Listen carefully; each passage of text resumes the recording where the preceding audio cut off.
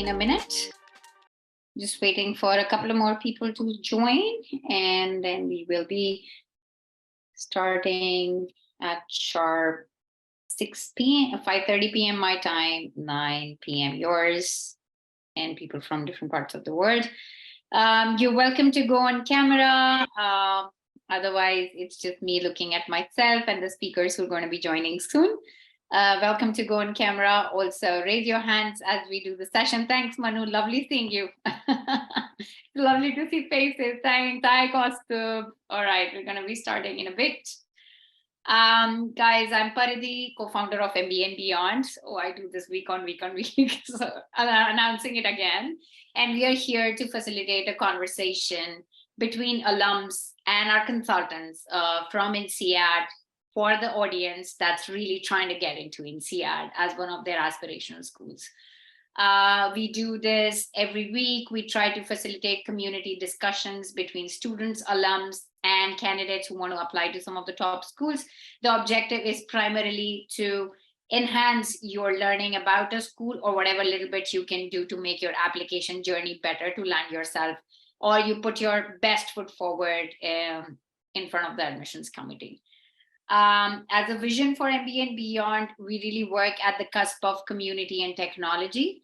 Of course, using a lot of AI in helping you develop your essays. That's something that we're working towards, while getting empowered with the community of our consultants like Kaustubh and Vidit, who's going to be joining us shortly.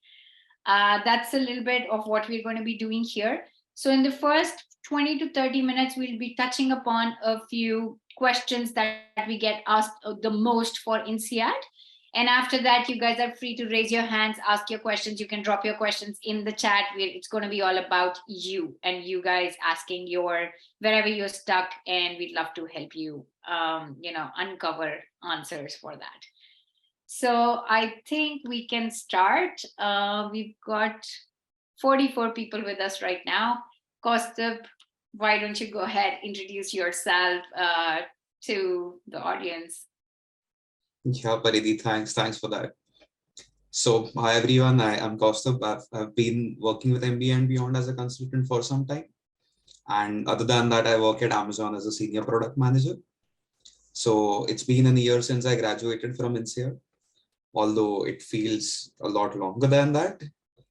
And like last year when I was at INSEAD, it was an amazing time. Like I spent half of my time in Singapore and the other half in Fontainebleau in France.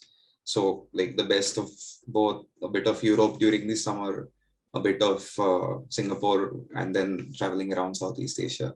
So great experience. And just to give a little bit more context, before INSEAD, I've worked in different organizations, primarily in fintech and e-commerce. And this was across different markets. So I worked in Singapore for a couple of years and then worked in India before that. So yeah, Paridhi, over to you. Beautiful. Thanks a lot, Kaustubh. So guys, anything about product management, INSEAD, how to land there, all the questions, Kaustubh is your guide tonight. So please feel free to bombard whatever you have, and we love to make it a very enriching session with all the insights that Kaustubh has to share. We've got another amazing speaker and another function, another industry, Vidit with us. He's also a consultant with MBA&Beyond. Before Vidit goes on and introduces himself, I'd like you guys to understand that MBA&Beyond works on a very different model of mentorship. While we have got full-time consultants, but how the matchmaking between your mentor and an applicant works is basis what industry you want to land yourself into, or the industry you're coming from, and what school you really want to apply to. For example, if let's say Manu is there, if he really wants to land himself as a product manager in FANG and wants to go to INSEAD, he's most likely going to be working with Kaustubh. The reason for that is MBA is not the end goal. Landing yourself that particular job, or that in landing a certain, yourself in a certain industry is the role, and the networking for that or anything that you have to do has to start from right now, even if you're applying for an MBA next year. So that's the mindset, or that's the purpose that we bring to the table at MBA&Beyond, and that's how we map you to consultants. So consultants are not your content writers. Again, just making it very clear, they are the strategists who are going to give you the direction into the journey that you're going to be taking for an MBA and after an MBA. Over to you, Vidit, to introduce yourself. Thank you so much, Paridi. And hi, welcome, guys, and thank you for attending our session. So my name is Vidit, graduated from INSEAD last year. And right now I'm working in a sports industry in a sports advisory firm. So we work with a lot of federations, leagues, clubs. So you can talk about FIFA, Manchester United, Arsenal, or even rugby, racket, all different kind of sports and defining their sports strategies. Before INSEAD, I was in a completely different genre. So I was working with the government of Canada in policy and infrastructure sustainability space. So it was entirely different, very non-traditional. And then during my MBA last year, I also interned at a private equity firm. I was lucky to get a private equity internship in Africa. So it was a good experience. So it's a complete transition from a non-traditional background to a very a common background that people from India go for, which is where I am right now. But yeah, happy to answer any questions or any insights you guys would have. Thanks a lot with it. And so guys, again, a non-traditional, traditional background, product, private equity, sports strategy, sports management, anything, any questions, feel free to ask. Before we get started about the most pressing questions that people ask, I'd like to understand something. So I'm going to be sharing my screen shortly. You guys can see and help me answer this question in this poll. It's just to get to know our audience better. Like, how much do you guys know INSEAD, since we're going to be talking about INSEAD in and out? How many questions, essay questions, it's coming up, guys, sorry. But while it's doing, how many essay questions does INSEAD application have? It's just be honest, don't Google. I mean, let's get to know you better, how much you really know. And while we're at it, while you guys are scanning or going to slido.com and keying in the code 1126380, I'd like to understand from Vidit and Kaustubh, why do we say that INSEAD is the heaviest application in the business school world, without touching on the number of essays for sure, other aspects of it? So I'd like to understand from both of you, what do you both feel about it? Why do people say so? With it, Kaustubh, anybody can go first. Yeah, go ahead with it. I think very interesting question. I think I'll tell you my experience. So why I found it very comprehensive and sort of like draining, because it asks a lot of questions about different perspective of not you just as a person, but why you have made certain choices in life over the past few years. And, every question kind of drills down again and again and trying to sort of validate and verify that information from different angles. So you kind of have to rethink your answers, make sure your story aligns, throughout the application, and also helps you sort of retrospect different phases of the lives that you have been over the past, I think 7-8 years in my case. So I think for that perspective, like just for those reasons alone, I think it's very comprehensive, as opposed to like any other business schools where it's just like a one question or two, on an average 2 to 3 questions. Yeah, that's true. And Kaustubh, maybe your thoughts, if you have anything to chime in with. Yeah, absolutely. I think Vidit, first of all, hit the nail right on the spot. Like the motivation essays, right? It's the way they are asked. It needs a lot of introspection where you need to kind of think about your entire life. Like, as an example, one of the essay questions says like, write about who you are as a person. Like, that's such a broad question, right? Like, you can write anything you want in it, which actually makes it even harder, because certain questions are very straightforward, right? Like, some of the other schools might ask, why do you want to do an MBA? It's much easier to answer that. Like, you're like, okay, you want to do your MBA, you want to exit into this industry, crystal clear. But these questions, right? Like the 2 or 3 motivation questions, it's just a lot of thinking that goes behind that, which means you have to introspect and spend probably a few weeks thinking about your life. So it's not easy to just sit and answer those. Yeah, absolutely. And what would you say is the correct answer that people have answered on the screen? Even though it's just 7 people who've answered, but yeah, I'm sure they're well researched. Yeah, well, most people got it right. There's a few others who have also replied in the chat. By the way, I would say this is a trick question, because all those 7 is the right answer. I Yeah, mean, because there's, I would still consider 6 as a correct answer sometimes. I But was, I was actually going to say 9 because if you also include the optional essays, oh that's yes. So guys, okay, there's like we say, there's no right and wrong answer there, because INSEAD gives you a lot of optional essays to talk about as well, and we'll of course touch upon that later. So I mean, we've got a question, Antonia. We're going to soon answer your question. Give us a few minutes, just warming up and getting to your question, and maybe more. I'm sure people are going to ask more. So the next question to both of you, Vidit and Kaustubh, is what is the difference between, and this is something that I get asked a lot, but I'm sure the audience wants to know it from your perspective, because you made it to the school, you've lived both the lives. And what is the difference between Fontainebleau and Singapore campus? And like, is there a way that we choose, or the school picks it for us? And how do you go about it? So the audience wants to know that. What's the difference? So thoughts. I think Costa, you should go on this one. Honestly, I didn't do the exchange because I just wanted to see the whole of Europe, because I've never been to Europe. I know that in the future I'll never be in the Europe. So I just wanted to take my time and explore all the countries. So I think Costa is the go-to guy on the Singapore and Fonty difference. yeah, absolutely happy to take that question. So, like Fontainebleau, by the way, to give you a bit of background, INSEAD started in 1960, I believe. Like, don't quote me on that. Maybe a couple of years here or there. And the original campus was in Fontainebleau in France. So Fontainebleau, or easy to call it Fonty, is like 60 kilometers from Paris. You can call it kind of a suburb of Paris. So really nice place there. They had the original campus there. And the history of the school was that one of the first classes was actually held in a chateau in Fontainebleau. And that chateau is quite nice. It was actually Napoleon's like main chateau when he was actually like in the, like, I don't know, ruling France in the 1700s. I don't know, I'm bad at history. So that's the Fonty campus. And then talking about Singi, so they started that around 20-25 years ago, like around 2000, just to give people more exposure to different markets in Asia besides Europe. So these are the two major campuses. In terms of where you start, in the application, you are asked a question, which campus do you want to start with? And there's a total of 5 periods. So 5 periods into 2 months, that's a total of 10 months. So you, as I said, like you'll spend the first 4 months or the first 2 periods in your home campus.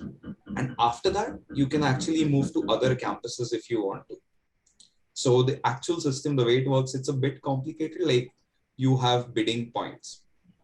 Now you can use those bidding points for moving campuses, or also for a few other things. Like you can use those for exchanges, or you can use those for study treks, or you can also use those for electives and so on. So you have to decide your priorities about where you want to go. But typically speaking, a lot of people will go to the other campus just as a great excuse, to like check out that part of the world and also travel around a little bit.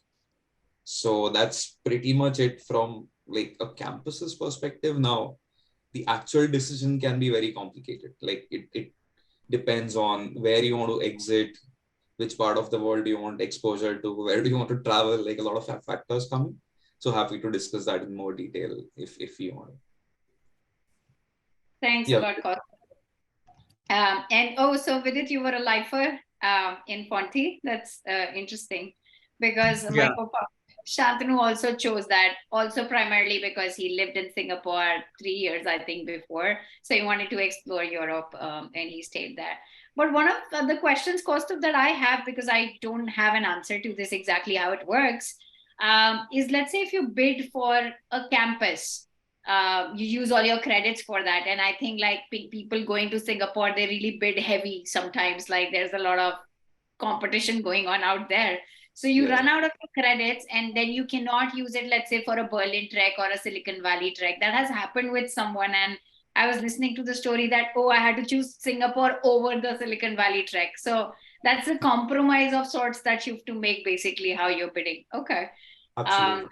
Now I get it. It's very interesting how they do it, like you make your choice based on whether Yeah, it's yeah, a campus or a certain track. Interesting. absolutely. I think it Just also probably depends on the weather as well, right? Like if you're part of the D batch, then I think December, like everybody wants to be in December in Singapore. So then, Yeah, you have to bid pretty much all the points. But if you are J batch, but then I think that kind of reverses. If you're in yeah, Singapore, then everybody wants to be in Fontainebleau during the yeah, summers. yeah. yeah. So, I mean, that also brings to my mind another question, which, of course, I wasn't going to touch upon earlier, but because we get asked that as well. What's the difference between the D and the J batch? Like, what's the difference between December and the July? Yeah, I think for and cost to, feel free to add in. The D batch starts in January and it ends in December, and then you have a break for 2 months in between. So I think June, July, and August are the 2 months where you get some time off, where you can choose to do three things. You can choose to either not do anything, enjoy your time with friends, family, have a little bit of retirement time before you work for the next 30, 40 years of your life.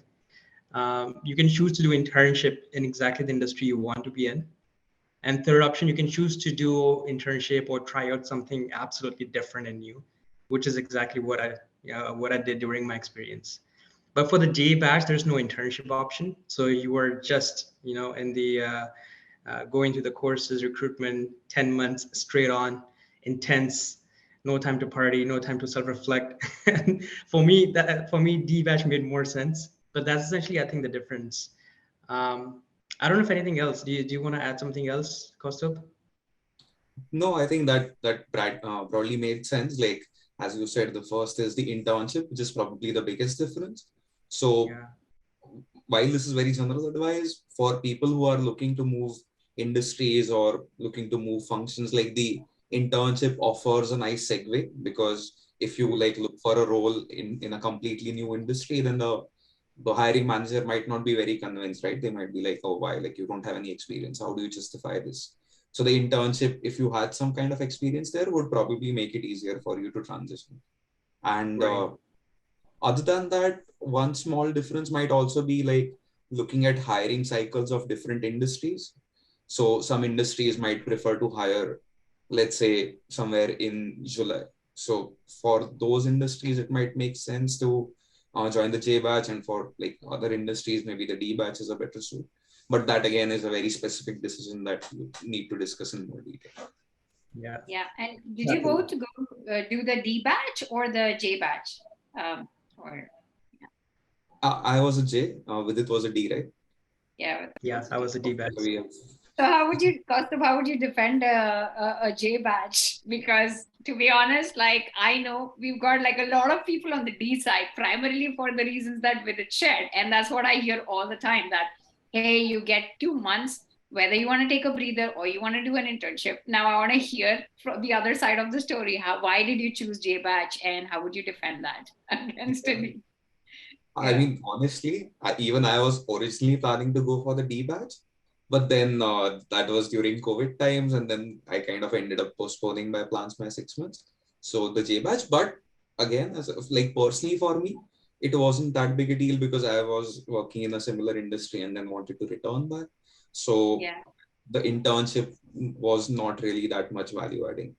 Other than that, I would say like it's not as bad as people make it out to be, because I keep hearing people say that it's super intense, and it is there is no doubt about that. But it's all about prioritizing, right? Like because that's what a lot of the things in the MBA are structured in a way to teach you that. So if you just prioritize and if you know what you want to work on, then I think the J batch is quite nice. Like you can have a great time, and it feels intense, but it doesn't feel draining. Got it. So, guys, with whatever Kaustubh and Vidit shared, I think I'd like to bust a few myths that go around in the market. One, of course, there is a difference in the placement for a Singapore campus versus Ponty campus. That's not there. It does not matter. It's a central placement scenario. It is going to depend on how you guys network, what you do, but there is not like companies don't give a preference to one campus over the other. That's point number one. And second, again, there is no difference with respect to placements and hiring from, let's say, MBBs or anywhere between a J batch and a December batch. So if those are the questions that you have, we want to break those, like bust those myths right now. Then I think one more question, and which is like, again, it was not planned for on what I was thinking, but I got a personal message just asking about the language thing, because of course, some of us, we don't know the third language, and INSEAD wants us to, of course, either have a certificate before or have, let's say, A1. I think that's what they're looking for during the course. So do they prefer candidates who already know another language, or is it okay if we come join the school and then start learning the language? What is your thought or take on that? Look, from my perspective, school doesn't really care. If you don't know the language, you're most welcome to come on campus, fulfill those requirements, and that is completely fine. A lot of people do that. A lot of my friends did that. I chose to meet those language requirements before going on campus because a lot of the alumni told me that get that right out of the way, otherwise it's going to be very intense. So I just got that check mark. But I think when you're actually on campus, you enjoy a lot more learning a new language because you make a lot more friends. And you start, I think, a month to 2 months before starting the actual course. So you enjoy the time learning a new language, making a lot of friends, making a lot of close relationships, even before officially starting the MBA program. So a lot of students prefer that, but there is no such as a biases that, hey, you want to complete the requirements before go on campus and so forth. There's no biases. It's up to the students to pick. Thanks, Vidit, for that. Cost of your experience, did you take the exam like before or learn the language after? What was Well, I had a yeah. bit of a funny story. So, I mean, I knew three languages, which is like Hindi, Marathi, and English. Okay. Typically, they will not accept Hindi and Marathi because they are linguistically similar. But Yeah. during COVID, the school was a lot more flexible. And now I'm super lazy. I was like, should I invest the time to learn a new language, which I'll probably forget in the future? I was like, Yeah. no, not really. So then I kind of, like just Bailed. used this and did not have to learn a new one. But then, as Vidit said, I kind of also later realized that it might have been a good idea to pick up a new language. Like one is obviously like it's something that stays and you can use in the future. But the second part is if not, then it's a great opportunity to like get to know everyone at the school better and start the intensive language program in the campus, which starts like a month before the course starts. There is also another option, by the way. You can also learn the third language during INSEAD. So after Yeah. the course starts, but that is something that I would not recommend because it's super intense, right? So many things are happening in academics and networking and then recruitment and so on so on. So from that perspective, I would say it's better to get it done before INSEAD. And by before INSEAD, it could either mean doing it with the college or as the intensive course, or you can like learn it yourself and get a certificate. Got it. So just before I jump on to the next question and to add on my thoughts to the language bit, guys, I don't want you to feel that we're ignoring your questions. We're going to just jump right onto it, another 4 or 5 minutes maximum. And having said that, INSEAD's deadline is in a month's time. While INSEAD is a heavy application, we are still signing up candidates who could potentially work with Kostob and with it, and maybe more INSEAD consultants. We've got the most consultants we've got are from INSEAD to work with us, but we really need you to have 25 to 26 days in hand. It cannot be wrapped up in shorter duration than that. So if you come to us and say, let's say, after 5 more days that guys can you onboard us, we will have to unfortunately say no to you. So if you want to come for round 1, this is the time that you have to sign up with MBA&Beyond. Now moving on to the language bit again, because this is what a lot of, and I am completely aligned with what Vidit said, and Costa, what you did, you got lucky, because I remember INSEAD talks about these 3 S's, like you can study, sleep, or socialize. And in such an intense, like a journey that you're taking, which is so fast paced, accommodating like a language class becomes too much to ask for. And you do have to compromise a lot of other bit for that. So I remember my co-founder Shantanu, when he went to INSEAD, he did not learn his third language before, and he had to study Spanish. And there were times when he had to actually choose to study for that exam versus going out drinking with friends, and where like a lot of networking could potentially happen at Lung Club or Glasgow. I think like that's what the bars used to be most famous. So just like funny talk or outside, like candid talk of INSEAD. There is one street in downtown Fontainebleau, because it gets so cold, everybody squeezes into these small bars, Lung Club, Glasgow. And please guys remind me if there's another one that I'm forgetting, and getting sloshed through the night, and next day they have to make for their classes like early morning. So fun journey, I'm sure, fun ride people take in INSEAD. It's a great campus, both even in Singapore campus is really good. But for Singapore, I know like it's not as close knit, because you go outside the campus to go out. Fontainebleau, while on the other side, looks like a family living together in one place, going to school together. So it's like going back to school with a family. So, okay, now we are going to jump on to the last question, which is again a pressing question. Which essay question do you guys find most challenging? And even when you're helping your candidates, that you feel that candidates find most challenging? And how would you advise the audience to approach that question? So, with it, Kaustubh, anybody can go first. I still have to think. I'm thinking. Costa, do you want to go first? Yeah, sure. So I think I kind of briefly also touched upon this when we were talking about why INSEAD is considered to be intense. And that's the motivation question, which says like, give a candid description of yourself, of who you are as a person. And then Right. I don't remember the exact text. It says something like stress on personal characteristics, which are like your strengths and weaknesses, and then give examples to support that. So it's just very broad, right? Very vague. Now imagine if you started on that question without a lot of work in introspection that went into this, then you're just dumbstruck. So a lot of applicants that I work with, they struggle with exactly this question. And even after like a couple of drafts, it's hard to reach a stage where you're like, okay, this is the perfect answer to this question. Again, because it's vague. So I think that's how I would put it. And in terms of how to approach this, the best way is to, like, before you even start writing this essay, I believe you need to introspect about your life.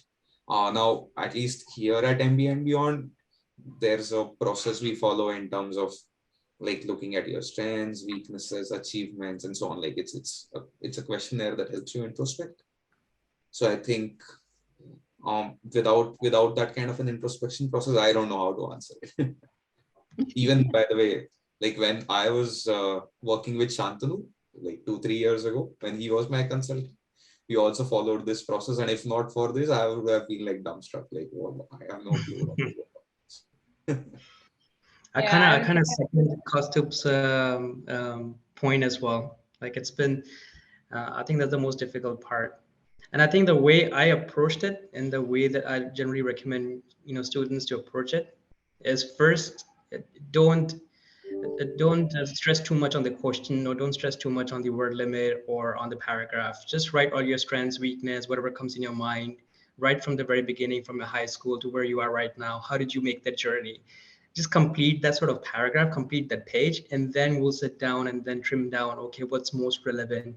Where is the points of where you've added more sort of, diversion in your career, either professional or personal life, and then focus specifically on those key points on strengths and weaknesses. But I completely agree with Kaustubh. Like that's probably, it's so broad, you kind of struggle with, okay, what do I add? What do I not add? What do I include? What makes sense? What's going to be attractive? Because pretty much everybody is writing the same thing, right?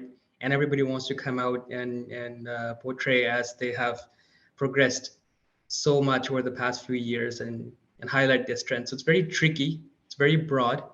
It's tough than it sounds. So it needs a bit of a work. Yeah, absolutely. And I'm just circling back to what Kaustubh also mentioned. And I strongly feel about the same question that I asked first, that why INSEAD is such an intense application. And it is really grueling, because the kind of introspection that it requires you to have with respect to your, goals, strengths, achievements, weaknesses, failures, international exposure, extracurriculars, why MBA, and of course, like a lot more. They really want to go beyond your resume, and they really want you to bring yourself out from the perspective of positioning yourself as a global business leader. And the questions are going to be revolving around a lot of real world challenges and the impact that you brought, etc. So you really need to showcase your personality, and you really need to showcase how you match with the values of the business school, which is contribution to the community, international exposure, leadership, a lot of other things. So, I mean, this, to be honest, and I'm sharing this with you guys when wide open, and how this has been, we have a success rate of more than 93%. The primary reason for that is this framework that Kosto just talked about. He worked with Shantanu back in the day when we were still developing MBA and Beyond, and these frameworks. To be honest, these frameworks were actually designed how INSEAD gets into you, because INSEAD really gets into you beyond any other business school. Like, it's not a 500 limit, like only one essay that is going to go by a checklist method of your GPA, GRE, and GMAT, and all of that, and your resume, and then we're going to select this. They really read through it, and they really get to know like who you are as a person, and if you're matching the vibe of the school, you're in. We've just gotten in somebody with a 630 GMAT at INSEAD in round 2 or round 3, I'm forgetting, but 630 at INSEAD is like the biggest win that I can say MBA&Beyond has made, or in my own circles, I don't know anybody who's ever made it with that score. And back in the day when Shantanu was doing his application, I'm sure with a 720, he was so scared, and he was like, I don't know if I'm going to make it to INSEAD, but that's the only school I'm going to apply to, because it's a very different school compared to other schools out there. When you like really get into the system, the reason why they're going to put like 6 people in a, I don't know what you call it. You call it cluster or a cohort, guys, like cohort, right? Like Cohort, where right? cohort, yeah. And they're going to be with you throughout the year. They're from different countries, and they could be even from the most conflicting countries like India with China, Pakistan, and they try to make it I mean, the discussions are so amazing because they are wanting you to be very adaptable of the cultures across the globe, no matter where you're coming from. So you have to keep all your biases aside. And that's what they're really looking for in these essays. Like, they're trying to understand your mindset and your construct. Where are you really coming from? So if you're able to position yourself in the light of what INSEAD is seeking with respect to adaptability of the personality that you have, I think you're in, irrespective of your score. I mean, even the adcoms very clearly said this time, I was at INSEAD just last month, that GMAT or GRE score is a very minimal criteria for them anymore.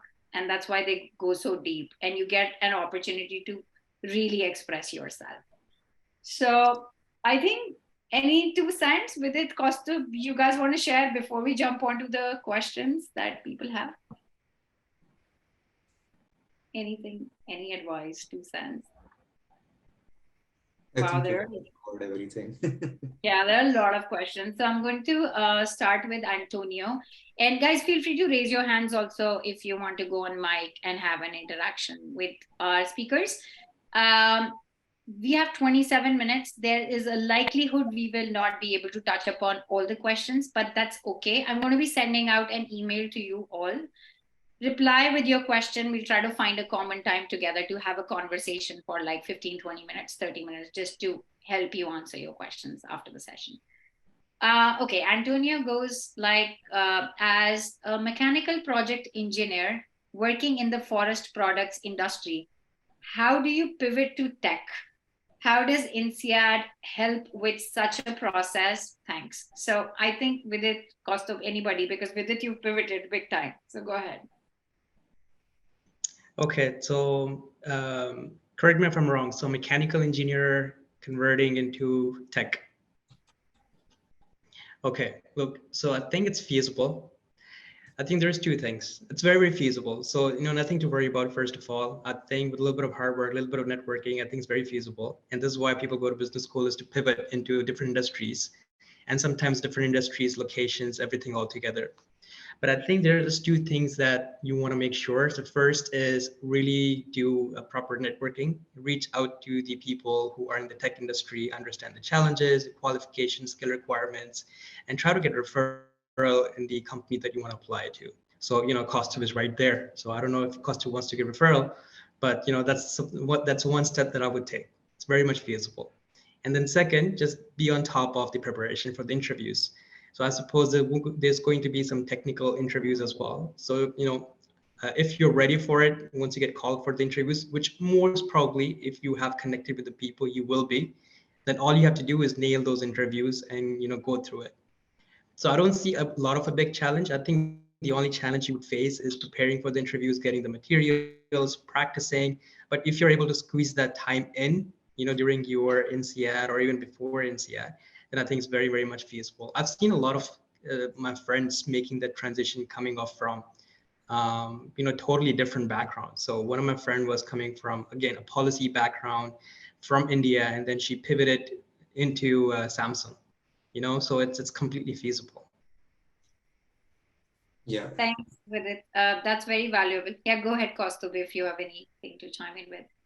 Yeah, absolutely. So just adding a couple of small points. So like most B schools, when they look at your career transitions, they talk about it in terms of your geography, function, and industry. So I would say that pivots across all three are difficult to pull off because you're obviously changing everything. But what might actually be smarter is to look at your strategy in terms of transitioning to like change either only one or two possible things. So if let's say somebody talked about being a mechanical engineer and then wanting to pivot into tech, right? So then what you can focus on is instead of trying to move your function, you stay in a similar function, but then change industries. And then in that industry, you move into the right function. So I can put it in this analogy of a lot of people try to think about their career in terms of climbing a ladder. I would say it's more like climbing a wall. Like sometimes to go up, you need to go diagonally, right? So you can go right and then go up or something along those lines. So it's also being smart about these small things. And the second is also like trying to get pre-MBA internships or trying to get internships during the MBA. These add a little bit of more value to you from the hiring manager's perspective because you have a bit of relevant experience. Absolutely. Thanks a lot, guys. Very insightful. Next question by Mai. She's asking, for students with Fonte as base campus in P1 and P2, is it possible to exchange at Wharton in P3, then go to Singapore in P4, P5? That's very deep. So I wouldn't be the best person to answer. Maybe both of you. Yeah, Costa, go ahead. Yeah, sure.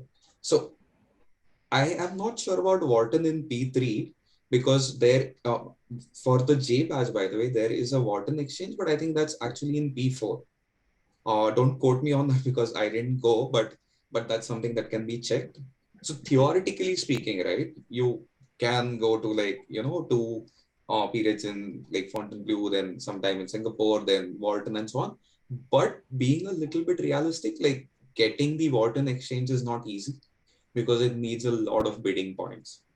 So it's highly likely that you will use up a significant chunk of your points for that. So from that perspective, if you are targeting Wharton, then you have to be more flexible about other exchanges. I'll put it that way. Also, by the way, for the Wharton exchange, I think you need a very high GPA because they have like a cutoff on the top 10 percentile or something. And like going back to the point where Paridhi said, right, like I didn't say you have to prioritize two things out of these three. Like it's either academics or sleep or networking. Like you can't do all three. So then if it's a big decision going to Wharton, so you have to be clear about that. So if it's basically what Kaustubh is saying, if it's Wharton, then you should only prioritize the first test, which is study academic. And I'll add my reflect on my experience as well. So what Costume says is pretty relevant for the D badge. I think you can do Wharton exchange in either P4 or P5. and then the other one would be in Singapore. What happens is, what I've noticed is what happens as the exchange time comes near, a lot of people drop out, especially in the D batch, during the recruitment time. So it's possible that you may not have the greatest GPA like me and still have the Wharton option available to you. So that could happen as well. But yeah, Costume said it right. So, aiming for both Wharton, Singapore with the points that you have might be a bit of a challenge. Yeah.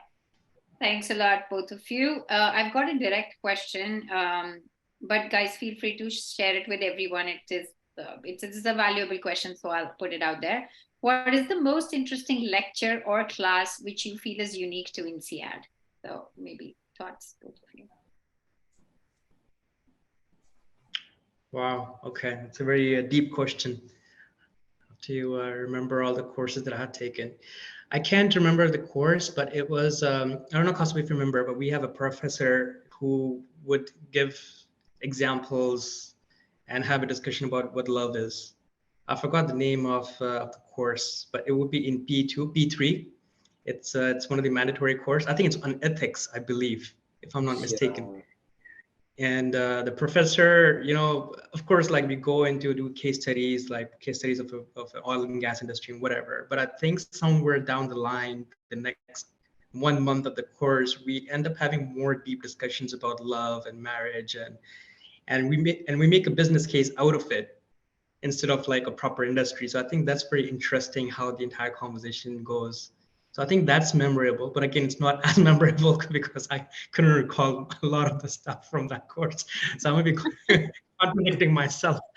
But whenever I think about INSEAD, I do think about the professor and some of the concepts and funny things about love that we talk about in those classes. I don't know what your experience has been, Costa, but yeah, that's what I remember. Yeah. That's interesting. I guess you're talking about the ethics in business or some.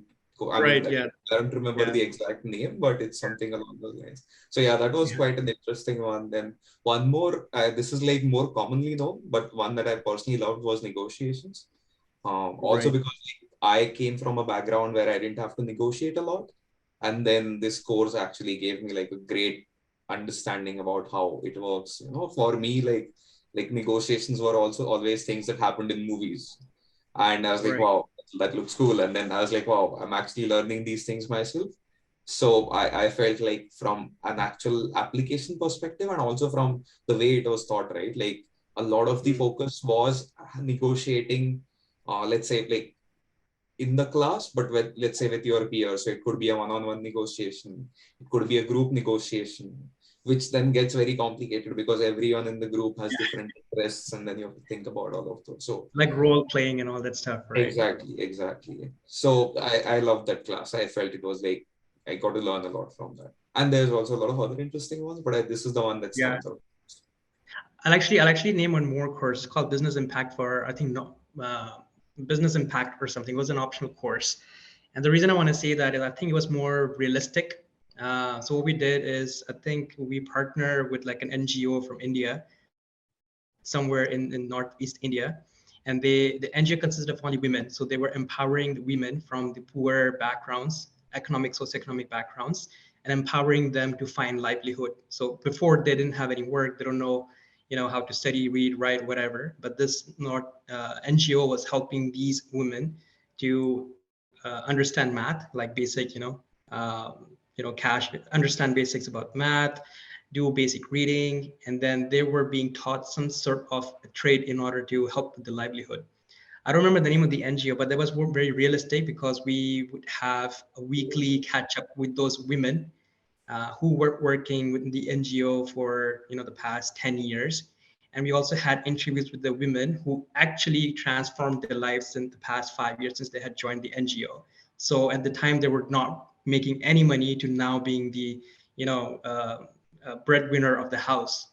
So interacting with those women and as a part of the project was one of the better things that I remember. And you also do have an option to fly down to India, have an interaction with them, and you can also continue to work with them even after INSEAD.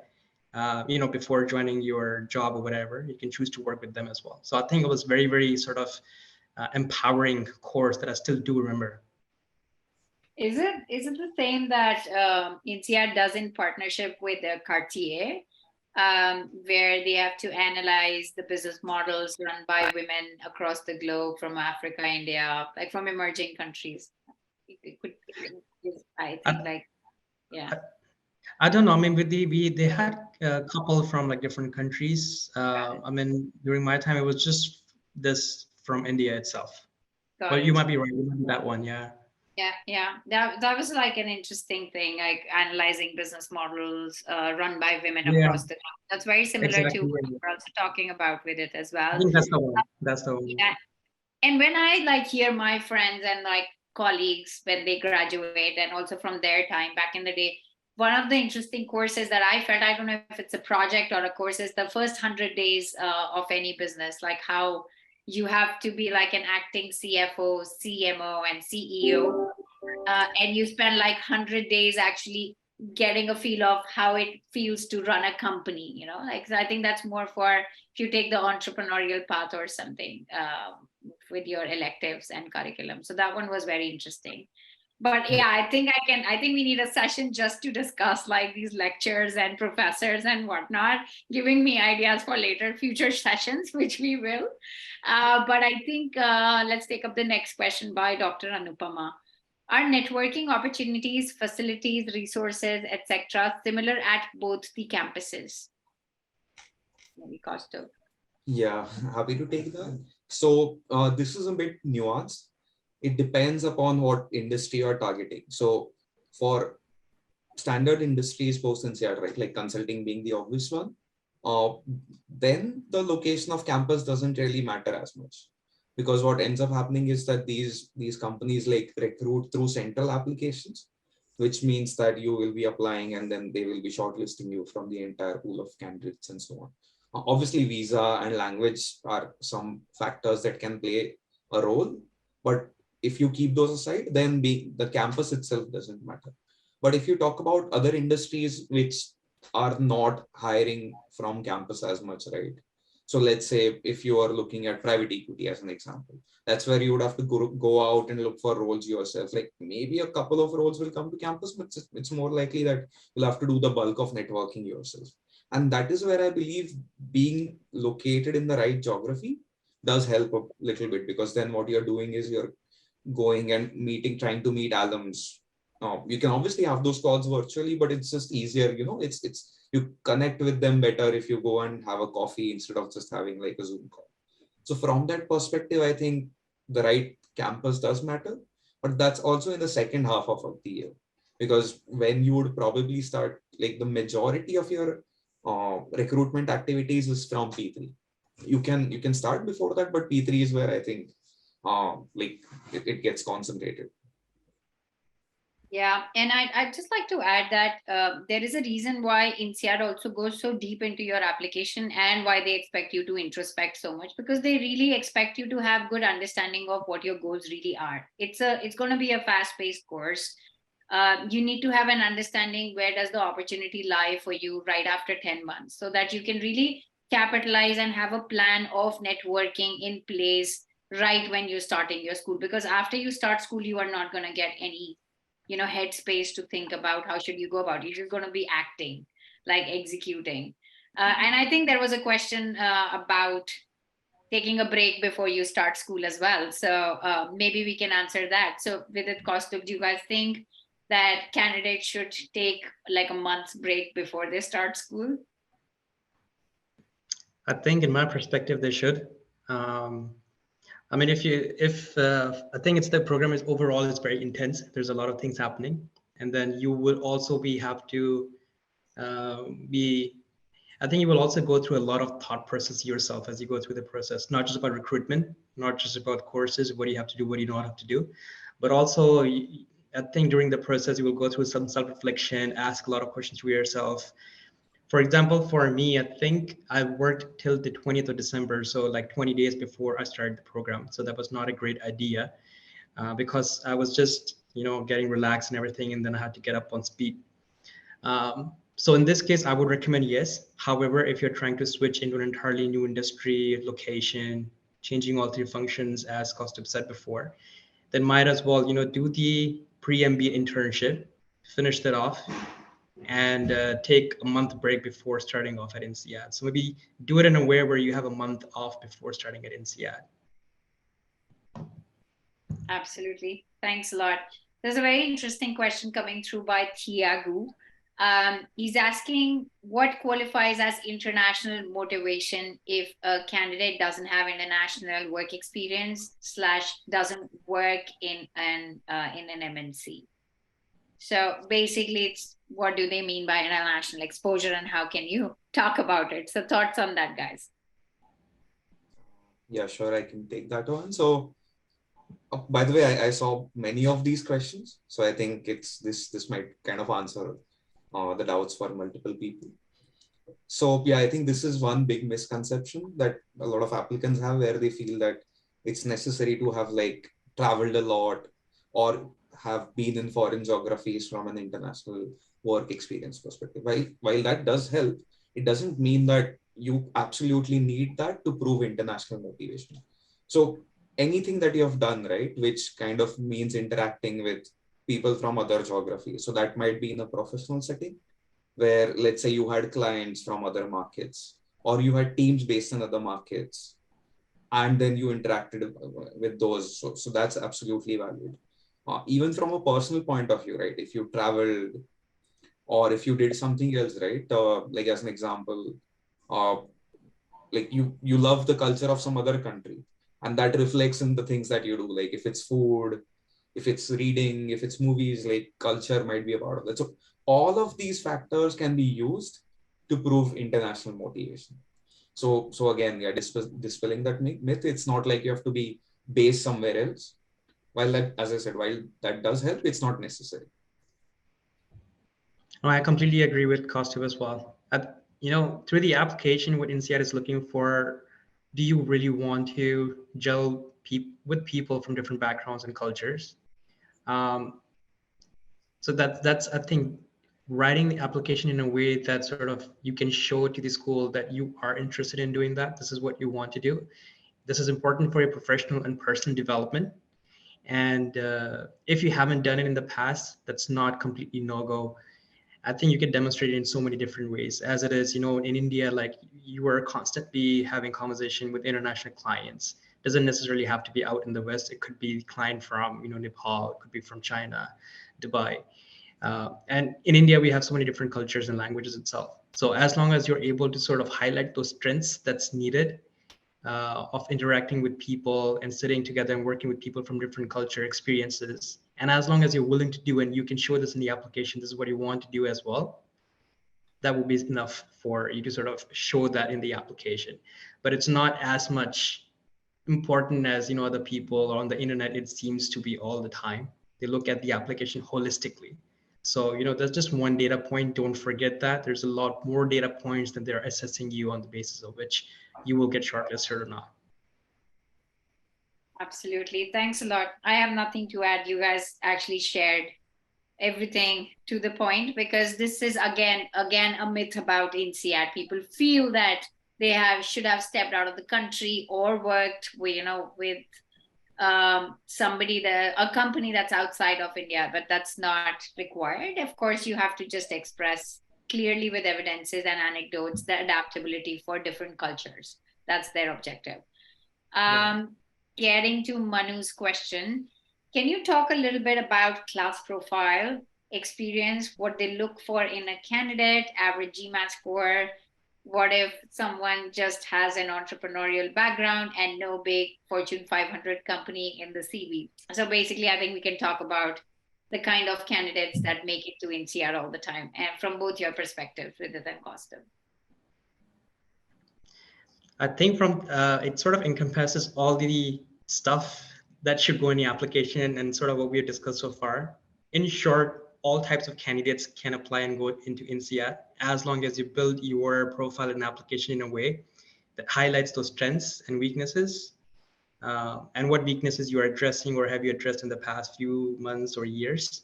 So as long as you can do that properly, I think you have a good shot. It doesn't necessarily have to be a great GPA and a great GMAT. As an example, my background coming from public policy, government background, no Fortune 500. Um, right? So I was still able to get into INSEAD. I had a couple of friends who only had experiences in starting their businesses and completely failing it. They got into INSEAD. And just a month ago, I was working with a candidate. She was working with a family business that completely toiled down, and working on her startup, she got into INSEAD. So I think it's very, very possible as long as you structure your application in a proper way and highlight those leadership experiences, those, the motivation to different adaptability, those kind of things. I think that's pretty much. I think I know I'm being very broad. I think Costa, if you want to, you can add more stuff to it. But that's my take, and that's what I have noticed in the applicants, in my classmates, and of course, myself as an example with no Fortune 500 under the belt. Yeah, absolutely. So same here, by the way. Even I had no Fortune 500 experience. I had a startup which kind of failed, and then after that, I had always worked at smaller organizations. So no Fortune 500. One more point I can add is that so INSEAD stresses a lot upon class diversity, right?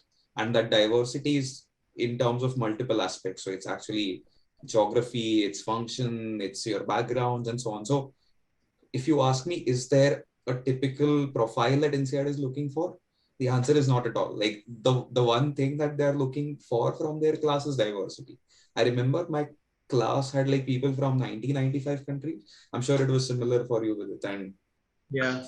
from that perspective, like don't ever feel that, oh, like my background is non-traditional, do I have a chance? Like you will, again, if you paint everything in the right picture, right? Like if you're clear about why MBA, if you're clear about showcasing your strengths, like one thing that INSEAD looks out for, and also like most of these schools look out for, is your long-term potential to be a like good and like an effective and an ethical business leader. So you have to prove some of this through your application.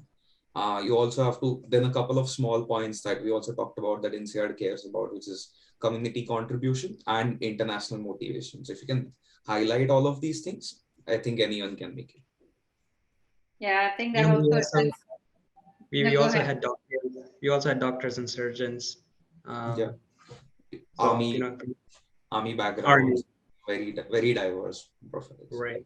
Army backgrounds. So it's very, very diverse. Yeah. Sorry to cut you off there, Paridhi.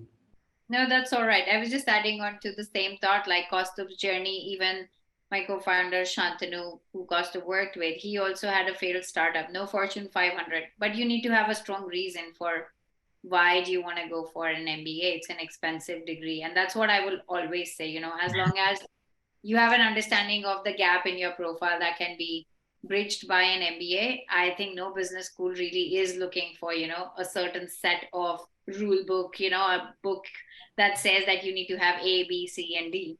As long as you can anecdotally prove that this is what you want to do and this is how it's fitting in your journey. And same goes for INSEAD. I think INSEAD has a great appreciation for entrepreneurs. So if entrepreneurs are really looking for getting to INSEAD, and the curriculum is also as such that you can really play around with it. Okay, let's take one more question. Do you guys have a preference which one you want to answer with it, Costo? Maybe I should pick because there are a lot of them. Oh, no, I feel free to choose one. I'm also lost because there's a lot of, so I don't think So we can many. do all. There are so many. Does anybody want to raise their hands? Because there's so many. I just want to pick anybody who raises first. So this like, I'll let you guys go, but I'm going through it. Is there a okay, I think we can take this one because round one and round two. Is there any disadvantage if one applies in the second round and not in the first? Oh, that you're late, but sorry. We will try to answer if we try to wrap up this answer fast. So go ahead with its costume. Yeah, okay, sure. I mean, the answer is not really because R1 and R2 have very similar admit rates. So while it's better to apply in R1, if you feel that your application is not strong enough, or if you are not personally convinced that, okay, this is the best you can do, then I would suggest waiting for R2. But R3 is, I think, where things start dropping off a little bit. So R3 is not recommended unless like it's absolutely necessary for you to wait that long. So I would say between an R1 and R2, R1 is very, very marginally preferable, but only if you have done justice to the application. Yeah, I'd say the same. Yeah, I would completely agree with Kaustav as well. Yeah. But I just say that even for R3, if you do not belong to an underrepresented pool, for example, if you're a veteran, or let's say if you're a yoga instructor who's set up like a few studios, or you're a fashion model, you can still consider round 3. But yes, if you belong to an overrepresented pool like Indian male engineers, then it's either R1 or R2. We wouldn't ask you to push for R3 or R4. Just being very honest out there. So it depends the pool you belong to. I think we've got a minute. Udit, please go ahead and mute yourself and ask your question. And that's the last question we're taking, guys. Go ahead, Udit. If Actually, my question is related to the new visa policy that like France is going to implement, where it is going to give 5 years of work visa for anyone who does an undergrad or postgrad from France. So, is it applicable for INSEAD also or not? I'm not so sure. Kostu, with it, do you guys have any idea about this? I have not read on it. I think It's Yeah. very recent. So honestly, yeah, even I'm not sure if it applies to NCR. We'll have to go and Udit, check. I don't think we can. Yeah. Yeah, go ahead. I think it does apply to INSEAD because my classmates, I mean, there's an activity on the Telegram group who's applying for it, who's not applying for it. So I didn't apply for it personally, but just sensing from the activity and, people asking each other questions, hey, what documents did you submit? How much is the timeline? It looks like it's applicable for INSEAD as well. But of course, I haven't applied it. I haven't seen it myself. I've just seen those activity happening within my classmates on Telegram group. So I'm just talking based on that. Might be worth checking yourself as well on the internet, as just to make sure. Yeah. All right. Thanks, Thanks a guys. lot. I hope with it. Thanks everyone for joining in today. Thanks, Kostav and Vidit. This has been a very insightful session. Loved it. We will share the recording, put it on YouTube. And Kostav has very clearly quoted, please don't quote me here and it's fine. It's going to be nice. Thanks, guys. Thanks for joining. Have a great evening, great afternoon, wherever you guys are.